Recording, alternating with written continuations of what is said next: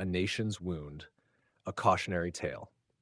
In the shadows of Colombia's turbulent 1990s, a time marked by civil conflict, economic uncertainty, and social upheaval, one of the most disturbing criminal cases in modern history unfolded largely unnoticed. It was not the work of political insurgents or drug lords, but of a single man whose crimes left an entire country stunned and grieving. Luis Alfredo Garavito, later identified as one of the world's most prolific serial offenders, used charm, deception, and the vulnerability of neglected children to carry out a series of unimaginable acts over nearly a decade. The scale of his crimes and the systemic failures that allowed them to continue for so long forced Colombia to confront difficult questions about justice, child welfare, and societal accountability. This is not merely the story of a criminal. It is the story of how the lives of hundreds of children were lost in silence, how one man exploited the cracks in a broken system, and how a nation slowly pieced together the truth. It is also a call to remember not just the horror, but the human lives behind the headlines, and to ensure that the conditions which allowed such tragedy are never repeated. What follows is a three-part account that traces the troubled path of Luis Garavito, the investigation that brought him to justice, and the legacy of loss and reform that continues today. Part 1. A Troubled Beginning. Luis Alfredo Garavito Cubillos was born in 1957 in a small Colombian town called Genova in the department of Quindío. He was the oldest of 7 children in a deeply impoverished family. Garavito's childhood was marked by hardship. He experienced significant emotional and physical abuse, particularly at the hands of his father. These early traumas left lasting psychological scars and contributed to his instability later in life. As a teenager, Garavito exhibited troubling behavior. He was known to be aggressive, impulsive, and socially isolated. He struggled to hold steady employment and often moved from town to town, eventually working as a street vendor and later performing odd jobs. His lifestyle was transient, and he never maintained strong ties in any community. By the early 1990s, Colombia was grappling with widespread violence stemming from armed conflict, drug cartels, and internal displacement. Many children, particularly those from poor or rural backgrounds, lived in vulnerable conditions, some without families, homes, or access to education. It was in this chaotic environment that Garavito began committing a series of crimes that would later come to shock the nation.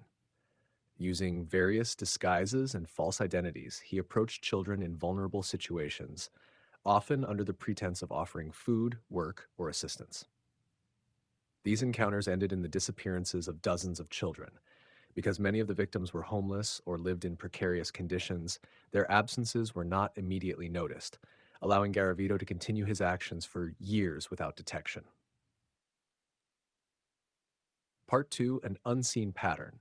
Throughout the mid-1990s, law enforcement in different regions of Colombia began discovering bodies in rural and semi-rural areas. Many of these victims were young boys, and over time, forensic investigators noted patterns that linked the cases.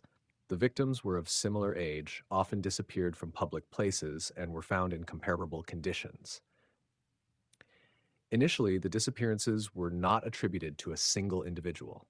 Local police forces lacked coordinated communication systems, and with the country already overwhelmed by civil unrest and criminal violence, child disappearances did not always receive the attention they warranted. Garavito was able to evade suspicion in part because he frequently changed his location, appearance, and identity. In 1997, a breakthrough occurred in the city of Pereira, where multiple remains were found at a single site. The investigation took a more focused turn, and authorities began collaborating across departments. Eventually, a national task force was formed to investigate the possibility of a serial offender. The real turning point came in 1999, when a survivor escaped an attempted assault and provided police with a description of the suspect. Around the same time, a man was arrested for a separate incident involving inappropriate behavior with a minor. The suspect had no ID and gave a false name, but a pair of glasses found at an earlier crime scene matched his prescription. Through forensic and handwriting analysis, the suspect was identified as Luis Garavito. Under questioning, he confessed to numerous crimes and helped police locate additional sites. His notebooks, filled with coded entries, locations, and other records, further confirmed the extent of his actions. Part 3: Legal Limits and Social Reckoning. Following his confession, Garavito was tried and convicted. He was found responsible for the deaths of over 130 children, with some estimates suggesting the number could be even higher. At the time of his sentencing, Colombia's maximum penalty for any crime was 40 years in prison. Because Garavito cooperated with authorities and confessed, his sentence was reduced according to Colombian law, which sparked outrage across the country. The scale of Garavito's crimes raised important questions about Colombia's legal framework.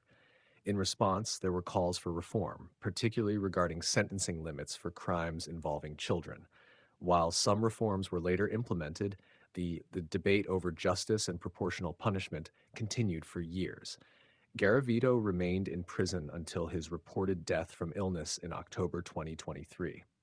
With his passing, a dark and painful chapter in Colombian history came to an end, but the consequences of his actions are still felt today.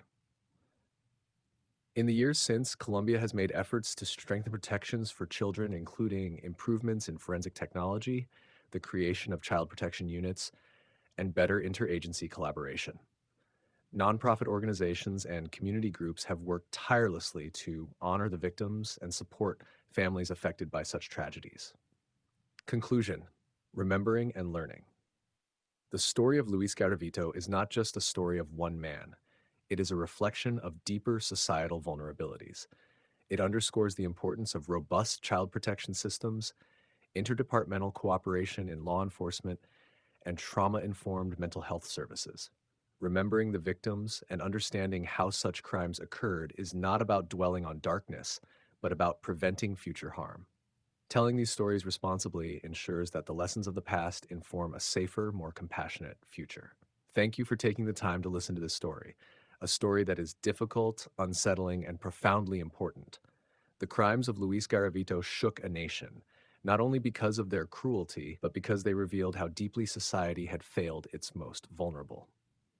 By remembering the victims and understanding the system that allowed such atrocities to occur, we honor their lives and help prevent history from repeating itself. This is not a story with a clean ending. Though Garavito died behind bars in 2023, many questions remain unanswered. Families still search for closure, communities still carry the scars, and somewhere, in places where systems remain broken and the voiceless still go unheard, the conditions that allowed La Bestia to walk freely may still exist. Justice caught up to one man. But the true challenge is ensuring the world is never caught unaware again. Because monsters don't always lurk in the dark, sometimes they hide in plain sight.